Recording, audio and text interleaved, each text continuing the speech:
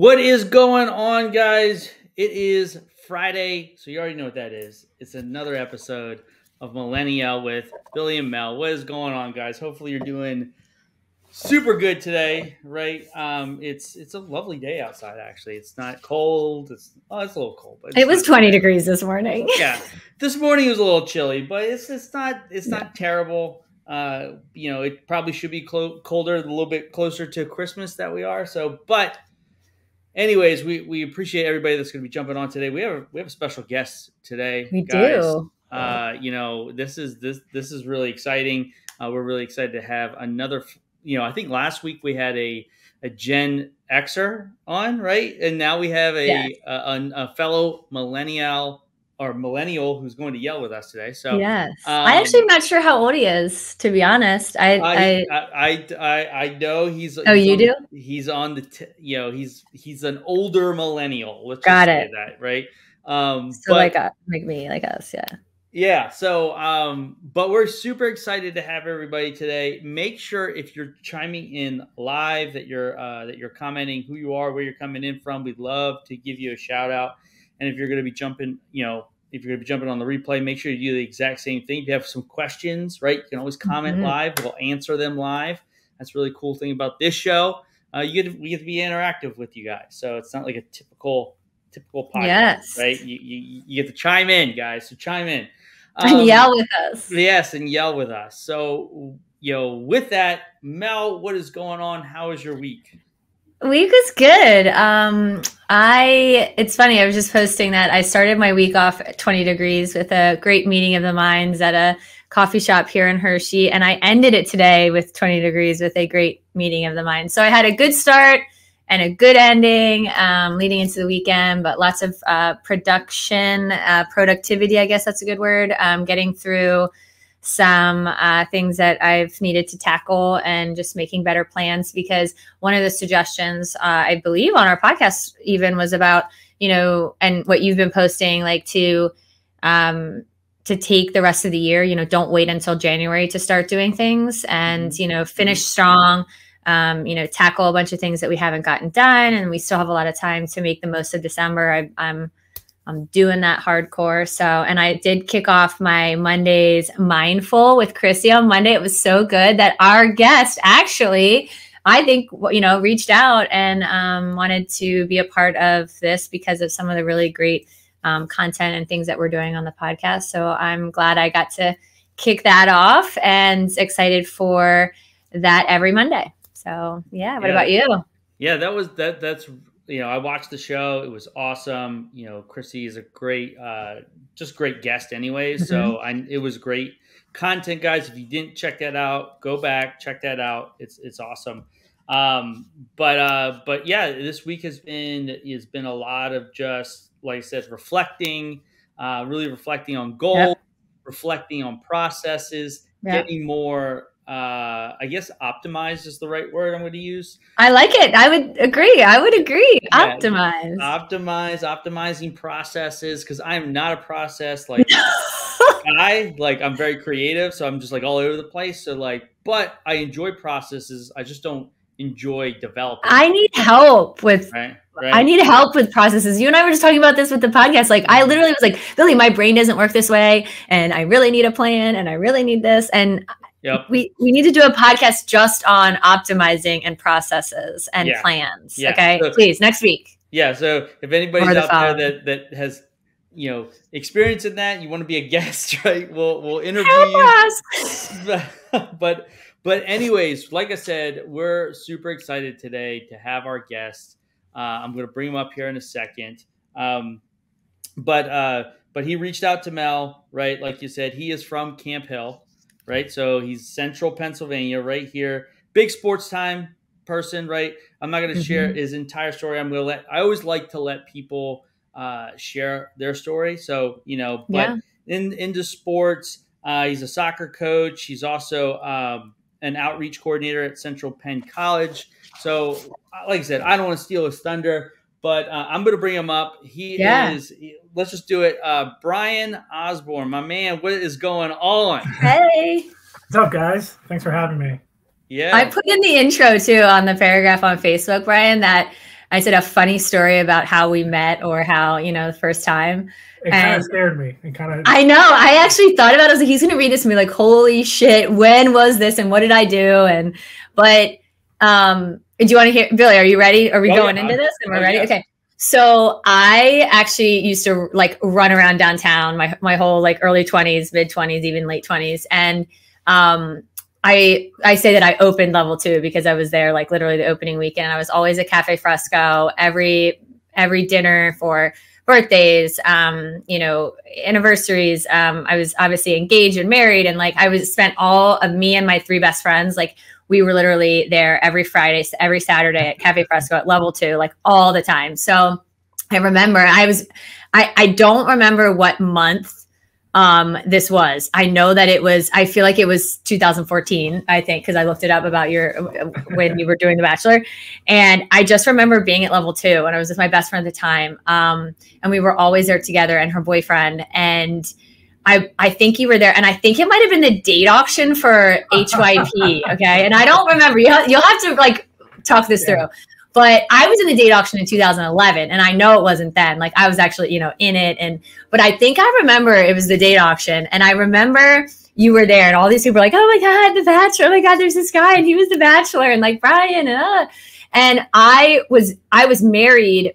I actually got married in October, so depending on when this was, and you'll know, obviously. Actually, I think it was November because that's when the date auction was. I feel like when I was in it, but.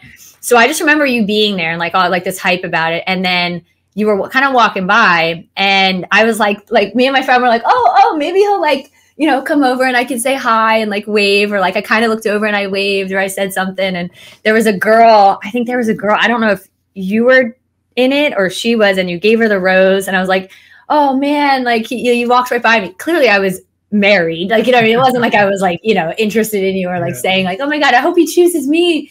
Gives me the rose. But I just remember all that happening. And I don't know, it's kind of vague, but I just remember you kind of walking by and I even kind of like, hey, and I think you were like walked right by me. That sounds about right. And me and my friend were like, okay, he's cool. Like, we were just joking, but I never really officially met you. And then I think we've run into each other, we've seen each other out, but it was just, right? That was 2014, was it? That was 2014. So funny. Wow. That's part of my past that keeps coming back. Oh man. Well, I don't think it's ever going to go away, my man. I won't tell the story anymore. But anyways, man, I'm super excited to have you on. I'm super excited to learn more about you. Obviously I did some stalking right before this show. So, but tell us, for the people that don't know who you are, right? Yeah. Tell everybody who you are, what you do. Tell us a little bit about yourself. Yeah. I mean, I grew up in Camp Hill, so I'm Central PA through and through.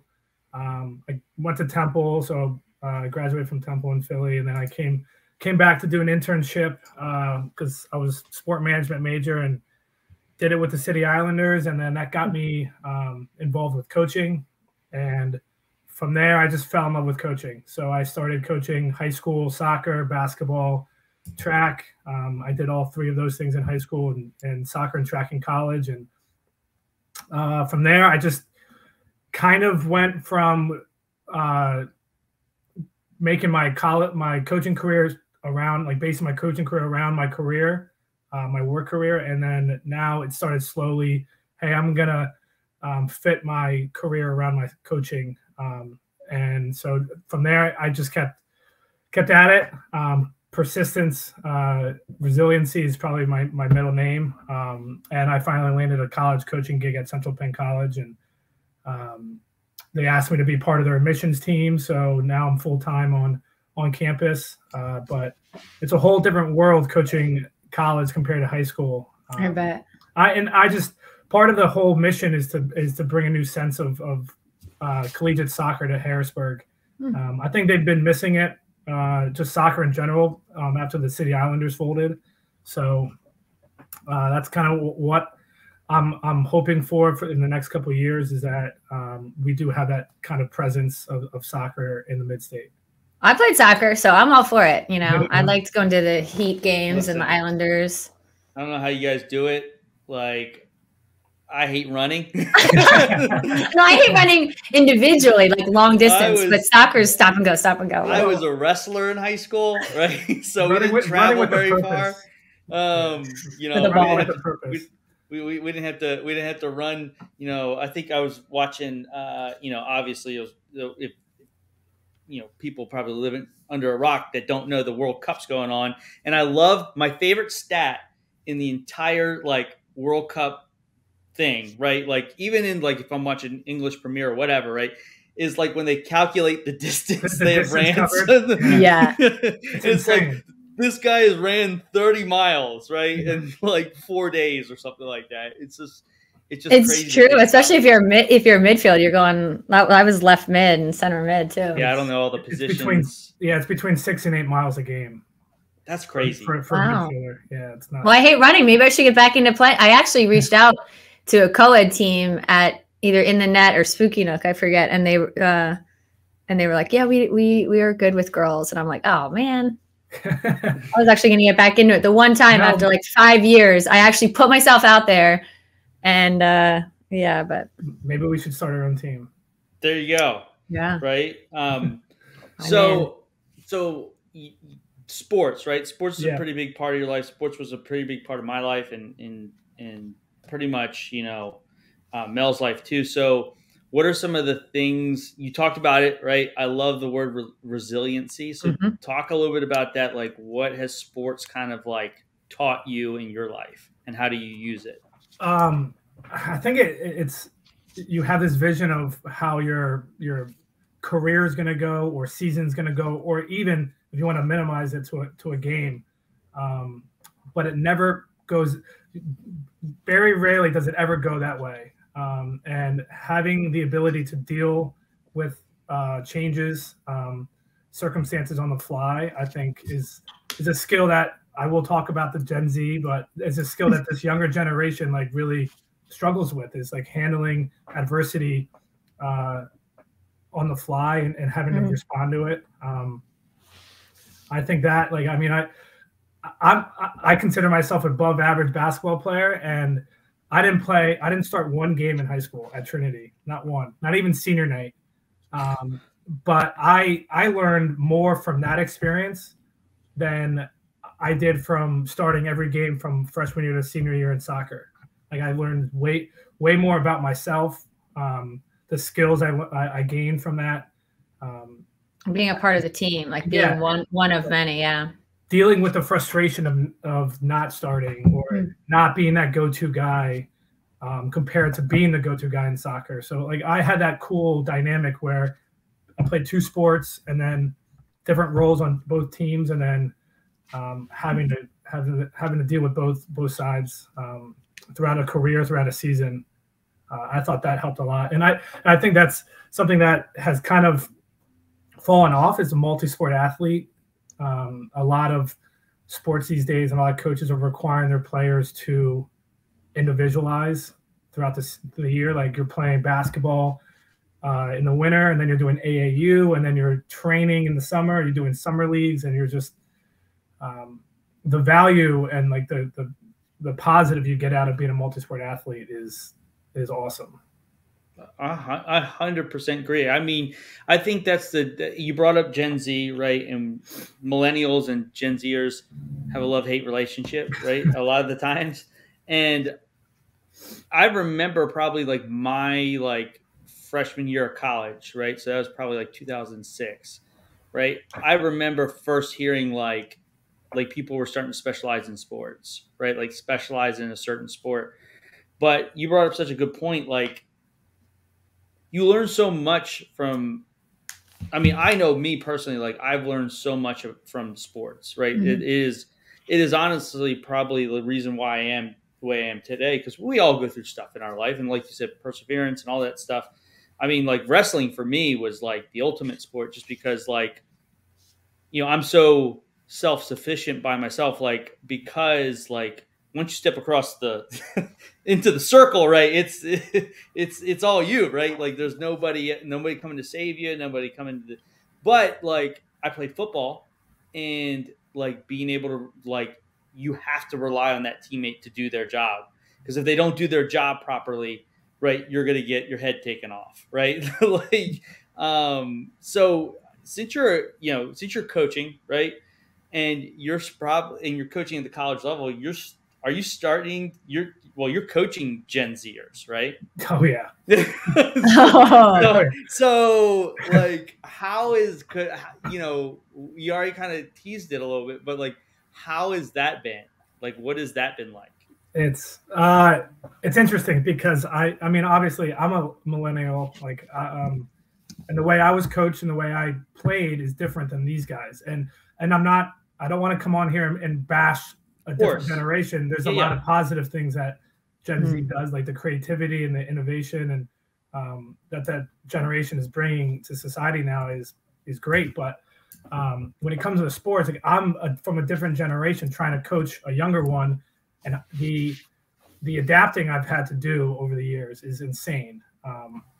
And I came in as a head coach. My first year as a head coach, I will never forget this, was at Trinity for soccer. So I'm taking over my alma mater, and I come in. I'm trying to coach the way I was coached, like screaming, demanding, like you go to practice no matter what. Like if you have the flu, if you're not feeling great, like if your head's not right, you're still going no matter what. And I got like backlash. I had to adapt really quickly.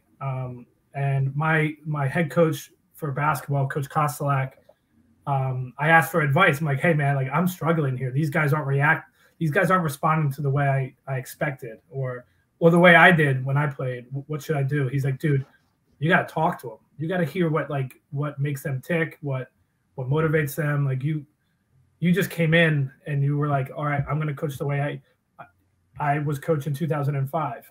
It didn't work out like that. Yeah. That's super interesting. I actually, when Billy asked the question, I was wondering about the dynamics between, like older generations. Like, I wonder if it's easier or more difficult for it to be close in age, or the difference, like almost like the parents' age, like we were coached mostly by coaches that were like our parents' ages, right? Like the boomer generation or stuff. But now I've heard the last name because of just, that's like my, class of like Kostelak. Is that like the son, or is that the dad? Like, is that the generation, So Larry Kostelak III is, he's closer to he's our age. Okay. Yeah. So he's the head coach. Cause I wasn't sure if it was like, he's not. Oh, Larry Jr. is the head coach still. Okay. So that's his dad. Yeah. So, okay. I know of them, like, just because of my friends and like, we're all background, like hard-nosed coach. Right. I hated him when I played. I loved him when I coached underneath him. So I brought that to this generation of like athletes that are born in the 2000s who, like, the anxiety's through the roof with these guys. And right. That's interesting. I think managing personalities in this generation is a lot harder, and it's required out of the coach more than it was when I played, or when the three of us played. It's like, it was they told you the standard, they told you the expectations, and if you didn't meet it, you're out. Like, you can't do that, or the AD or the principal of the school is going to get a letter from the parent. So it's tough. Like, I think it's such a cool learning process that I've gained, and it's just another notch on my belt, another like thing in my arsenal that I know how to do now, is like manage these personalities from different generations.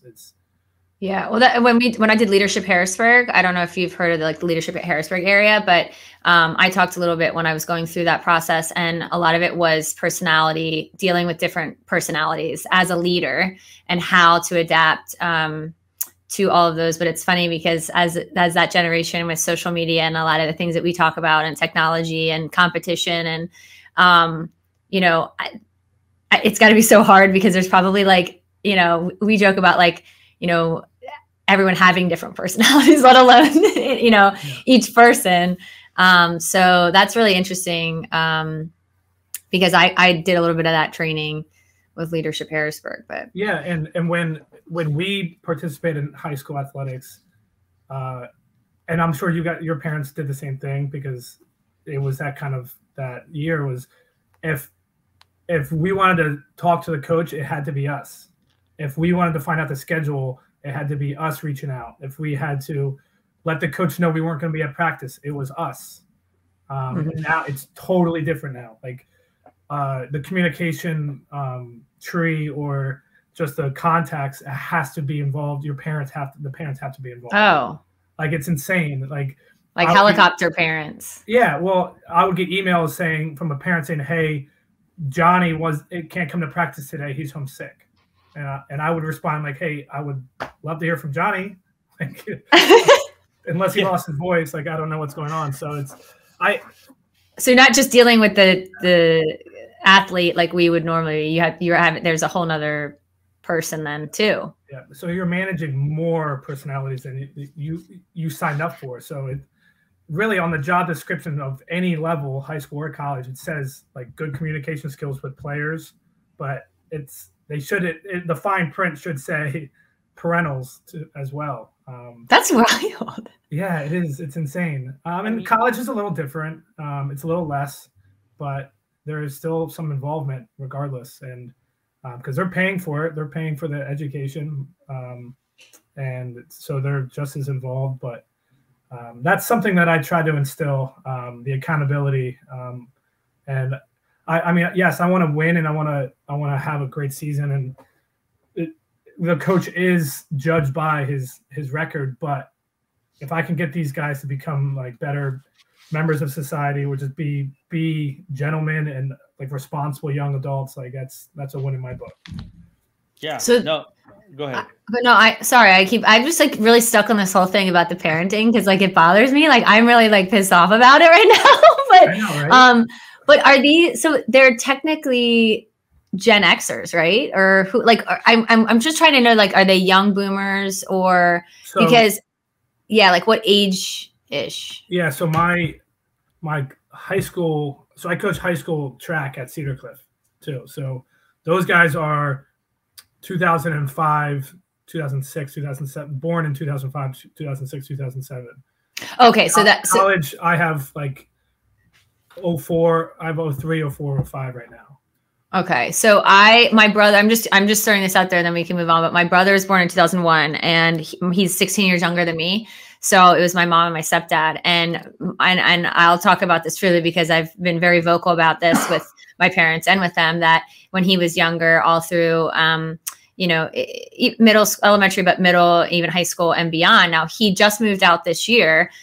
He got married, and he's living on his own, doing way more than I did at that age. Like, I'm so proud of him, and it's great. But my mom was still making him like grilled cheese sandwiches when he was 18, 19, like 18. And I'm like, Mom, what are you doing? Like, we had to make our own shit when we were like 12, and there was a lot that she was doing. And I think a lot of it was, it's all individualized too, but that, I could see her not wanting to give up the control of things. And it was, but it was both of them. It was like, there's this, it's doing a disservice, I feel like, to them.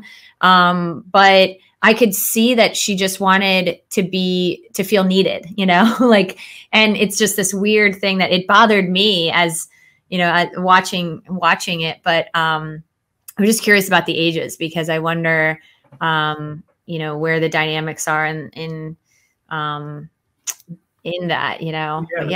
The class that I'm recruiting right now was born the same year I graduated high school. So oh my God. It makes us feel old. Yeah, it's kind of insane. I think one of the biggest issues is that they're so disconnected socially, but they're connected, if that makes sense. Like 100%. 100% they don't know how to ask questions if they don't know anything. They just assume they can go on Google and find out how to do something, and that takes away from so much. I remember when in high school, I was fortunate enough to go to Trinity, and my parents, we had like cleaning lady and stuff like that. It was great. But I got to a point where I was leaving for college, and I had to say, hey, how do I do this, Dad? Like, can you teach me how to do that? Because I don't know. And that was we didn't have those social medias back then, and we didn't have the texting. Well, we did have texting, but the constant. We actually had to pay for texts. Yeah, yeah. Mom would be like, "What?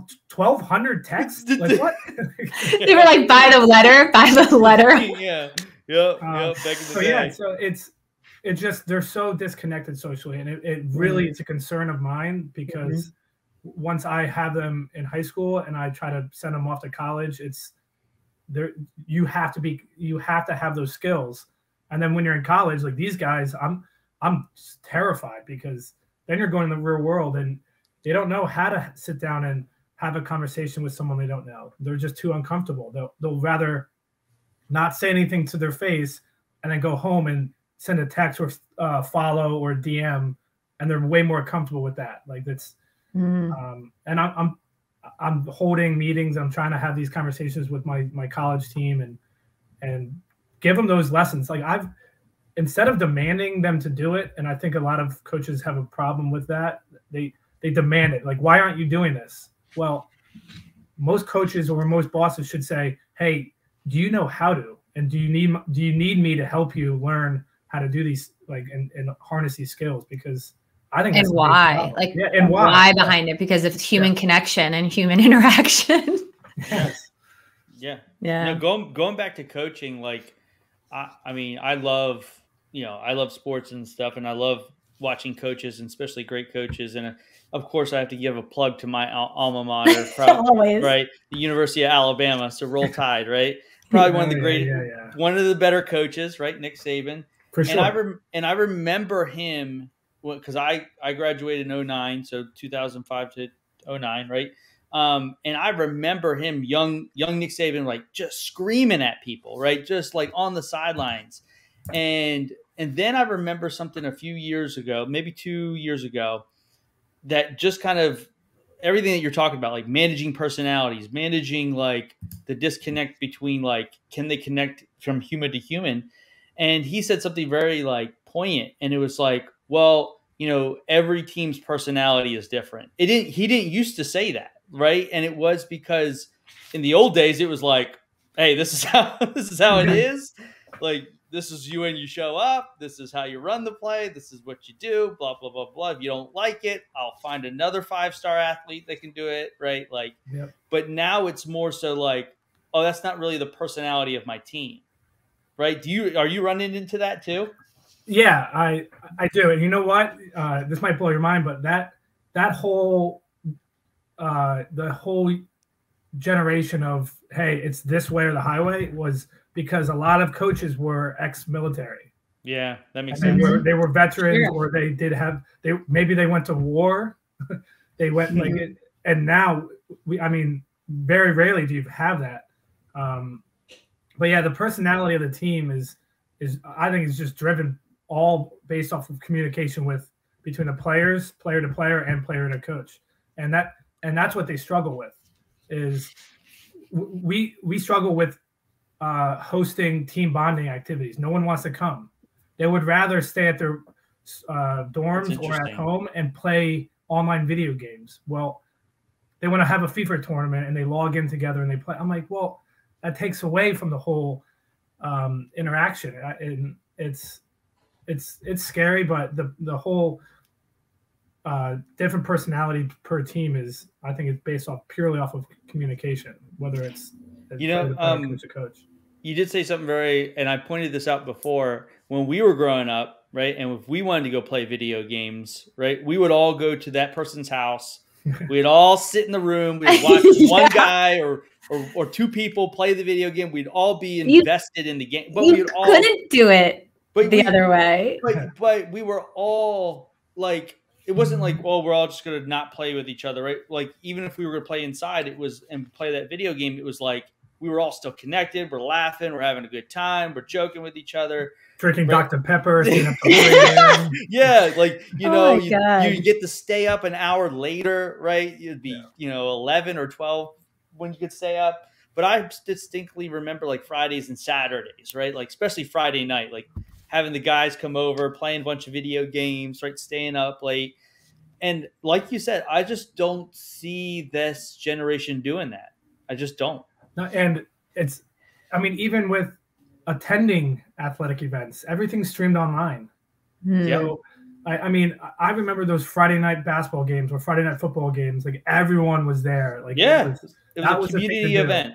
Yes, and now like you can just log in and you can watch the game. It's streamed online, and you can sit comfortably on your couch instead of standing in a packed group of students in the student section. And there's a lot of things that, and to be honest, I just don't know how to fix. I don't know how we fix that. I don't know. Well, and that's even after the pandemic changed things as well, like made it even probably more worse with the virtual, right? Oh, for sure. Yeah, a lot of high schools have like adopted, whether it's like an NFHS network where you can log in and watch any high school game, or all colleges started streaming all their, and it used to be only colleges that could afford to pay for the services would do it. But now it's like, hey, we got to do it because this is the demand. So I just really, I don't know how you fix it. It's hard because it's like, we are progressing with technology these days, and there's I think at some point there's going to be zero connection. Like there's no. We talked about this because I just want to say it kind of relates to us talking about remote work and like working from home. We did a couple of podcasts about it and how we said like it was super convenient and people got used to not having the commute, not having to go into the office, and they could stay at home and they could be with their families and they could, this. And there were like all these good and bad things about it. So there were great things that people got used to and they really enjoyed. And then some people on the flip side were like, no, like I miss being a part of the work environment and having coworkers and going into the office and that, book that I get to read. And I always get to listen to certain things on the train ride to work or on the car ride, so there were these things that, but to me as adults, I was thinking about it, we're like, oh, well, we can figure it out and, adjust and do these things. But you're talking about something that involves like development of these years still of like people that are still children, and like the social aspect of it. It's like, it kind of seems, it is scary the more you think about it with high school and college level, young adults and still children that are, kind of, we didn't know what the hell we were doing in our, early mid-20s, some of us, so, that it's relatable to that, that change in less office space and people working from home and the technology and all these benefits. But you're right. Like it's taking away, it's almost more negative than it's good. I don't know, maybe on impact level of the social aspect of it. I feel like it's hurting a little bit. It's hurting more than it's helping. I don't know, maybe. Isn't there, call me crazy and correct me if I'm wrong, but isn't like Google, or aren't they like every employee has to have an avatar and they actually have like a world of their office? Like that was the Meta, right? Isn't that the Facebook whole thing? The Meta that they're like creating. But Google has this whole like sphere or something like that where they have like an avatar. They can show up to work like in that space. I love technology, and like you said, like there are some really cool things that the Gen Zers are doing.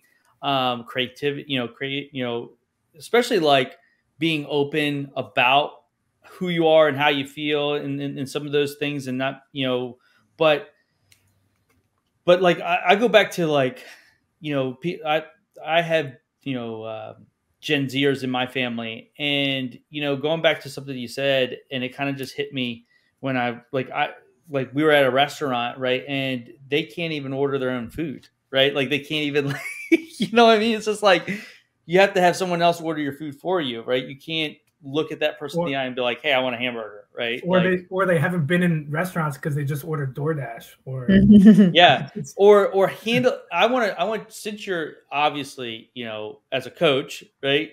And as an athlete, we have all had to deal with adversity, right? And talk about like how you've seen some of these kids, like, what is their normal reaction when it comes to adversity? Because for me, like, it was always like, oh, there's an obstacle in my way. How do I get around it? Like, how do I figure out how to either like get around it or walk away from it or go over it, under it? Like, I just need to get around this thing, right? But I feel like, especially like on the sports field, like adversity can happen in a heartbeat, right? Like instantaneous, right?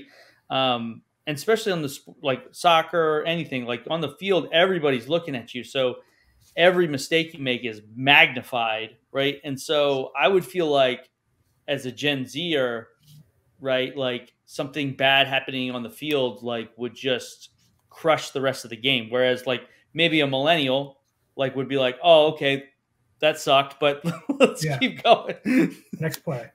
Yeah, next play. So maybe shed some light on that, because I think that would be interesting. Yeah.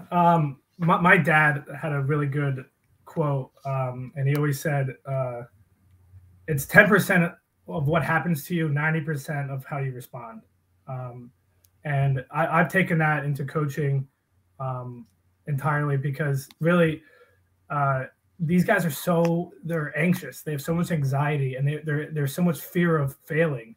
And I tell my players all the time, like, listen, you're going to make mistakes. The best players in the world have made mistakes. I don't care if you make a mistake. I'm watching the next 15 seconds on seeing what you're doing after that. That's the only thing I care about. That will erase all the mistakes. We'll deal with learning from our mistakes afterwards, but so we don't make those again. But my biggest concern is, like, how are you going to deal with that? Like, and it's not just soccer. Going into life and your career, if you have a tough employee or a tough boss, it's just, and they treat you poorly, but like, how do you respond to that? And I think this generation has so much anxiety, and I think it's really self-inflicted. But I heard another great quote. I'm just spitting quotes at you, but hey, that's such a coach. That's such a coach thing to do. It's like they overestimate the threat, right, and then they underestimate their ability to deal with it. So they all think that this problem is so massive that they can't deal with it, but in reality, they have the skill set, they have the ability, they don't believe it. And yeah, I mean, that's stuff that still we do, I mean, that's still stuff that like millennials and like our, stereotypical perfectionism and all these things, but it's stuff that I'm even listening to, like podcasts and YouTube and stuff that I'm realizing that I do that too. But I can't imagine, with some of the stuff that we grew up in, like I wouldn't say like coping mechanisms, but I think, we all have different ways that the resiliency and certain things that we were able to do differently. But I can't imagine it being like 10 times worse for somebody like what I know, Yeah. And I think there's a lack of ownership as well. Because before, if someone made a mistake, your parent or your coach would be like, hey, this is on you. You fix it. Yeah. And now this younger generation is like, hey, so if something happened to you, well, I'll deal with it. I'll handle it. Don't worry about it. You're okay. Don't freak out. Like, as a parent or a coach, coach will handle a certain situation, but a player never has to deal with that these days. Not never, but rarely ever do you see that. One thing that kind of got to me my first couple of years is in college is I rarely ever see this anymore. Hey, my bad. My bad.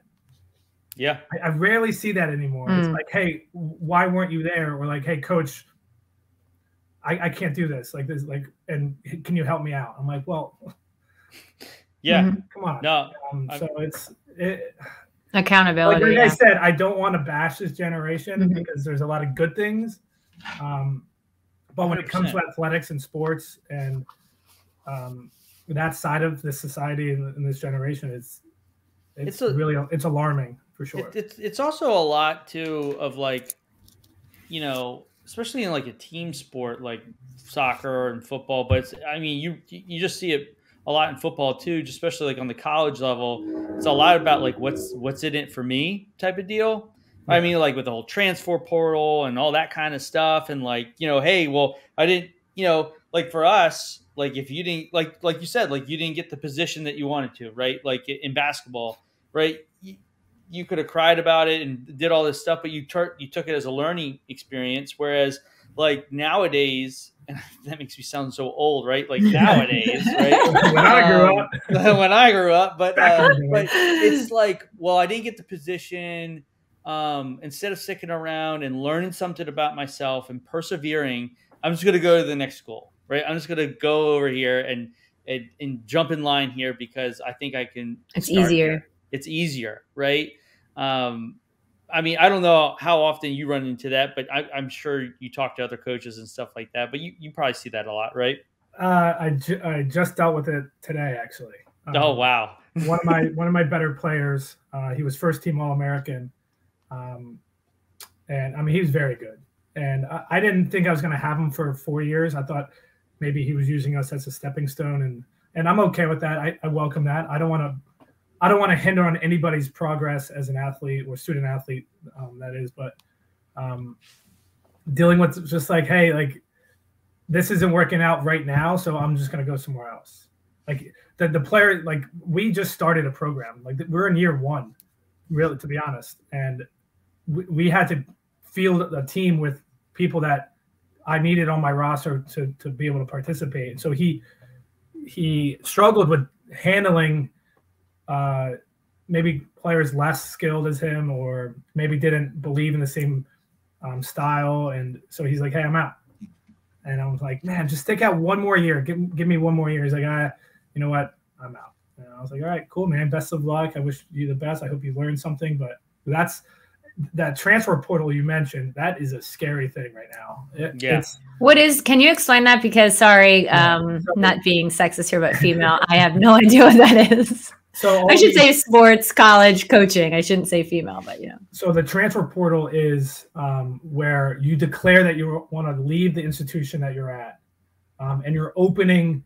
NCAA regulations mean like if a coach can't contact you if you're rostered on another team or still enrolled at a college. Okay. So when you enter the transfer portal, that is opening the doors for other coaches to contact you. Okay, so you're like a free agent. Yeah. Yes. Yeah. Exactly. I do know a little bit. Yeah. There you go. So points.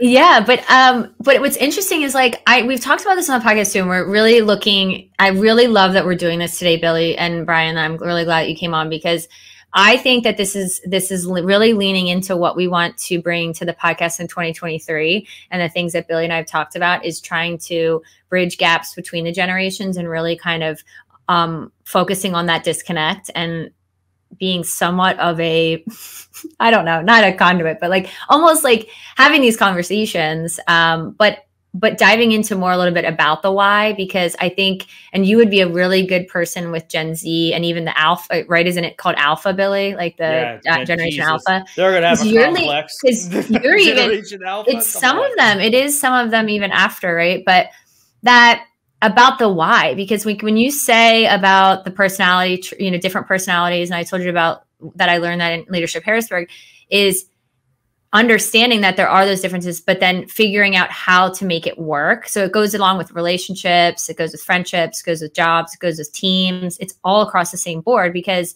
it's all about connection and, and all that. But understanding a little bit, like a lot of it goes back to parenting. I mean, I think, like you said, some of it, we're not going to blame everything on that, but it's also the personal accountability. But sometimes like they don't know any different, right? So it's like, it's not about blaming anybody, but at the same time is like understanding and figuring out, that voice that they have and that they have to do those things, but they just don't know. Like we don't understand from different perspectives of that generation because we don't know. But are there things like you're seeing where you're trying to educate them and give them your perspective, and that's really powerful that you're in the position that you can help them and try to change, try to better that communication skills. But where in the lines that it's also the parents, like you're almost having to deal with them and the parent at the same time, and like you're in the middle, and neither of them really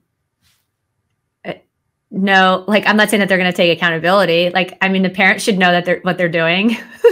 They should know a little bit more about what they're doing than the child.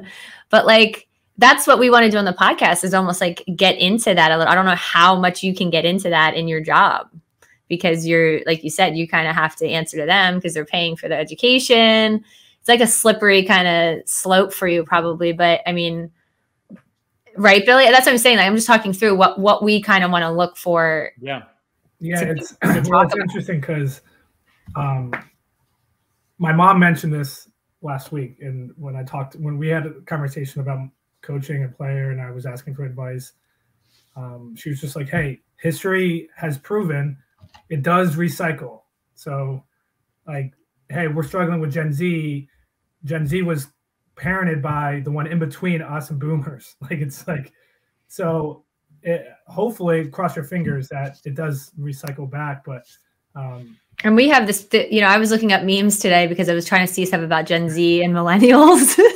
But there's these things that I found that I want to talk about, Billy, next time. We need a boomer on soon because I have a lot to say about this. But there's all these memes about boomers and millennials going back and forth. It's really funny. Yeah. Well, they think we're soft. And then we think Gen Z is soft, right? It is. The cycle continues. So, but no, I think this was a really good show today, Brian. I'm just gonna say this, like I think we need to have you on again. Yes. Right. There's so much more that we can dive into. He's gonna come on Monday, y'all. Right? Everybody come back. Because I love talking about this stuff. I think sports is a microcosm of life. Like I think especially my coaches that I grew up with, had such a major impact on my life, right? Taught me so many life lessons, and I wouldn't be where I am today without them. And I think you do a very important job, regardless of whether or not you see your team really thanking you, but it's always amazing. I always just love it because I feel like coaches, their appreciation is like a long-term investment. It's not until 20 years down the road, you get a random call from a random athlete. You're like, Coach, I just want to say thank you so much for Exactly. You know what I'm talking about, though. Yeah, I know exactly what you're talking about. but it just keep up the good work and stuff like that. But before we do jump off, we're going to share two things, right? We're going to share the millennial meme, and we're going to get a blind reaction to this, Brian. I haven't seen this. Mel came up with this, so we're going to see right here. But we have the millennial meme of the week. So Mel, pop up the meme. All right. It's Steve Harvey, which I love. And it says, when everyone's making fun of the millennials, but you're Generation Z and turning adult next year. Because they make fun of us all the time. So they do. They're already getting made fun of by Gen Alpha. So it's pretty. Yeah, amazing. They're gonna have their own shit to deal with, you know. Yeah, they're gonna get made fun of. It's gonna happen. So I'll be there for it with popcorn, ready to watching them get all the shit that we get from boomers. Now it's on them. We're passing the torch to you guys. Give me that reserved front row seat. Yes. We're all signing up. So, but there is another moment where we end the show, and it's usually Mel's moment, where she shares some, last piece of advice, some information, something motivational to take us into the weekend. I mean, we're coming up on Christmas, right? We need as much motivation as we possibly can at this point. But when we have a special guest, it's their turn. So, Brian, take it away. What do you got for us? Can I double back on yes. the adversity and anxiety quote is that honestly it's the truth. Like you overestimate the threat and you underestimate your ability to deal with it. And I think that I think about that every day, and I try to instill that in my athletes every day. If they're going through something, I'm like, listen, it's not as bad as it seems. So if you're going into the holidays and you're stressed out and maybe you're shopping money-wise or just family stuff, it's just take a deep breath and just realize you're overestimating it and you're underestimating your own ability to deal with it. Man. Can we talk about that on Mondays? Mindful, me and you? Sure. Dude, okay. Dude, that is the quote of the year. Like for me, there's so much truth in that. Like it's unbelievable. Right. And it just smacks you in the face. Like you're like, yeah, right. Yeah, he's right. He's totally right. Right. You're totally underestimate. We all do it. We underestimate our ability to handle situations. We're way stronger, right? What's that saying? You're way stronger than your worst day or something like that, right? Like we've all survived our bad days, right? Like we're here. So, but no, we appreciate you jumping on today, man. Thank you for taking time out of your Friday. We really enjoyed it, and we're gonna have to have you on. I know you're gonna be on with Mel, but sometime in the new year, we're gonna have to have you on again because this was really a lot of fun. No, I appreciate it. I really do. You guys are awesome, and I just love what you guys are doing and the message you guys are sending for sure. Yeah, cool, man. Well, thank you. Thanks for reaching out too. Yeah. Well, anyways, guys, we hopefully you enjoyed today's show. Make sure you catch us every Friday for another episode of the MillenniYell. We'll see you next week we actually have another guest. So we have a Gen Zer on next week. Oh, millennial to defending the clan. So we'll bring some of these things up and see what they have to say. So you have to check in and see how that goes. But anyways, guys, hopefully you enjoy your weekend. We'll talk to you soon. Have a good one, guys.